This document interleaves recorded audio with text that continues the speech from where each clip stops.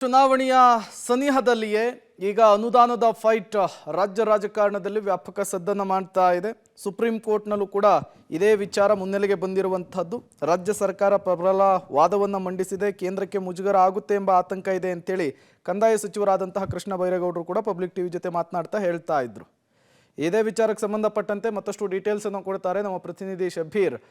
ನೇರ ಸಂಪರ್ಕದಲ್ಲಿ ಜಾಯಿನ್ ಆಗಿದ್ದಾರೆ. ಶಬ್ಬೀರ್, ಈ ಅನುದಾನದ ವಿಚಾರಕ್ಕೆ ಸಂಬಂಧಪಟ್ಟಂತೆ ಏನೆಲ್ಲ ಬೆಳವಣಿಗೆಗಳಾಗ್ತಾ ಇದೆ? ಪ್ರಮುಖವಾಗಿ ಸುಪ್ರೀಂ ಕೋರ್ಟ್ನಲ್ಲಿ ಈ ವಿಚಾರಕ್ಕೆ ಇವತ್ತು ವಾದ ಮತ್ತು ಪ್ರತಿವಾದ ಹೇಗಿತ್ತು ಅಂತ?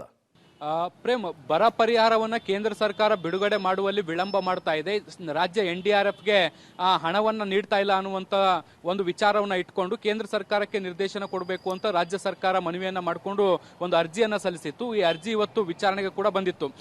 ನ್ಯಾಯಮೂರ್ತಿ BR ಗವಾಯಿ ನೇತೃತ್ವದ ದ್ವಿಸದಸ್ಯ ಪೀಠದಲ್ಲಿ ಈ ಒಂದು ಅರ್ಜಿಯನ್ನ ವಿಚಾರಣೆ ನಡೆಸಲಾಯಿತು.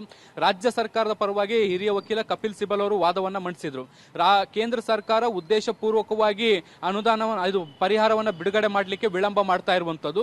ಸೆಪ್ಟೆಂಬರ್ನಲ್ಲಿ ನಾವು ಮನವಿಯನ್ನ ಮಾಡಿದ್ವಿ. ಮನವಿಯನ್ನ ಮಾಡಿದ 1 ತಿಂಗಳ ಒಳಗಾಗಿ ಬರ ಪರಿಹಾರವನ್ನ ಬಿಡುಗಡೆ ಮಾಡಬೇಕು. ಆದ್ರೆ 6 ತಿಂಗಳಾದ್ರೂ ಕೂಡ ಬರ ಪರಿಹಾರವನ್ನ ಬಿಡುಗಡೆ ಮಾಡಿಲ್ಲ.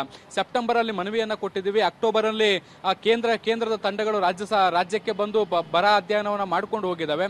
ಅಕ್ಟೋಬರ್ ನಲ್ಲೂ ಕೂಡ ನಮಗೆ ಹಣವನ್ನ ಕೊಡಬೇಕಾಗಿತ್ತು. ಆದ್ರೆ ಮಾರ್ಚ್ ವರೆಗೂ ಕೂಡ ಕೊಟ್ಟಿಲ್ಲ.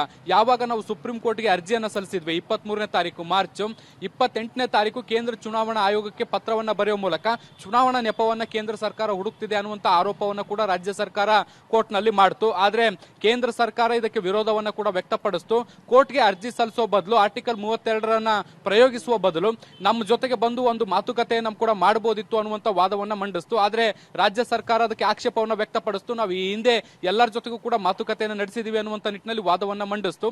ಸೊ ಅಂತಿಮವಾಗಿ ಕೇಂದ್ರ ಸರ್ಕಾರಕ್ಕೆ ನೋಟಿಸ್ ಕೊಡಬೇಕು ಅನ್ನುವಂತ ನಿಟ್ಟಿನಲ್ಲಿ ರಾಜ್ಯ ಸರ್ಕಾರವು ಕೂಡ ಮನವಿಯನ್ನ ಮಾಡಿತು. ಆದ್ರೆ ಈ ಸಂದರ್ಭದಲ್ಲಿ ಮಧ್ಯಪ್ರವೇಶ ಮಾಡಿದಂತ ಕೇಂದ್ರ ಸರ್ಕಾರದ ಪರ ವಕೀಲ ತುಷಾರ್ ಮೆಹ್ತಾ ಅವರು ಕೇಂದ್ರ ಸರ್ಕಾರಕ್ಕೆ ನೋಟಿಸ್ ಅನ್ನು ಕೊಡೋದು ಬೇಡ, ಇದರಿಂದ ಮುಜುಗರ ಆಗುವಂತ ಸಾಧ್ಯತೆಗಳಿದಾವೆ, ಅನಗತ್ಯ ಸುದ್ದಿಗಳು ಕೂಡ ಆಗುತ್ತೆ, ನಾವು 2 ವಾರದಲ್ಲಿ ಏನು ಅನ್ನುವಂಥದ್ದು ಅಂದ್ರೆ ಕೇಂದ್ರ ಸರ್ಕಾರದ ಅಭಿಪ್ರಾಯ ಏನು ಅನ್ನುವಂಥದ್ದನ್ನ ತಿಳ್ಕೊಂಡು ನಾವು ವಾಪಸ್ ಕೋರ್ಟ್ಗೆ ಹೇಳ್ತೀವಿ ಅನ್ನುವಂತ ಮಾತನ್ನ ಕೂಡ ಹೇಳಿದ್ರು. ಹೀಗಾಗಿ ಕೋರ್ಟ್ 2 ವಾರದಲ್ಲಿ ಅದು ಏನು ನಿರ್ಧಾರ ತೆಗೆದುಕೊಳ್ತೀರಿ ಅನ್ನುವಂಥದ್ದನ್ನ ಸೂಚಿಸಬೇಕು ಅನ್ನುವಂತ ನಿಟ್ಟಿನಲ್ಲಿ ಈಗ ನಿರ್ದೇಶನವನ್ನ ಕೂಡ ಕೊಟ್ಟಿರುವಂತದ್ದು. Prem, okay, thank you Shabbir ತಮ್ಮೆಲ್ಲ ಮಾಹಿತಿಗಾಗಿ. ಕೈ ಕೊಟ್ಕೊಂಡು ಕುತ್ಕೊಳ್ಳೋಕ್ಕಲ್ಲ ಸರ್ಕಾರದಲ್ಲಿ ಇರೋದು, ಯಾರ ಮುಂದೆ ತಲೆ ಬಗ್ಸಕ್ಕಲ್ಲ ನಾವಿರೋದು, ಬಾಯಿ ಮುಚ್ಕೊಂಡು ಭಯದಿಂದ ಬದುಕೋದಕ್ಕಲ್ಲ ನಾವಿರೋದು. ಸೊ ನಾವು ಸುಪ್ರೀಂ ಕೋರ್ಟ್ ವರೆಗೂ ಬಂದಿದ್ದೀವಿ. ಏತನ್ಮಧ್ಯೆ ರೈತರು ಕೂಡ ಅವರು ಒಂದು ಅರ್ಜಿ ಹಾಕೊಂಡಿದ್ದಾರೆ ಸುಪ್ರೀಂ ಕೋರ್ಟ್ ಮುಂದ್ಗಡೆ. ಈಗಲಾದ್ರೂ ಕರ್ನಾಟಕಕ್ಕೆ ನ್ಯಾಯ ಕೊಡದೆ ಹೋದ್ರೆ ನಾವು ಕೋರ್ಟ್ ನಲ್ಲೂ ಮುಂದುವರಿಸ್ತೇವೆ ನಮ್ಮ ಹೋರಾಟ. ಜನಗಳ ನ್ಯಾಯಾಲಯದಲ್ಲೂ ನಾವು ಹೋರಾಟವನ್ನ ಮುಂದುವರಿಸ್ತೇವೆ. ಏನಾದ್ರೂ ಮಾಡಿ ಕರ್ನಾಟಕದ ಜನಗಳಿಗೆ ನ್ಯಾಯ ಸಿಗೋವರೆಗೂ ನಾವು ಹೋರಾಟ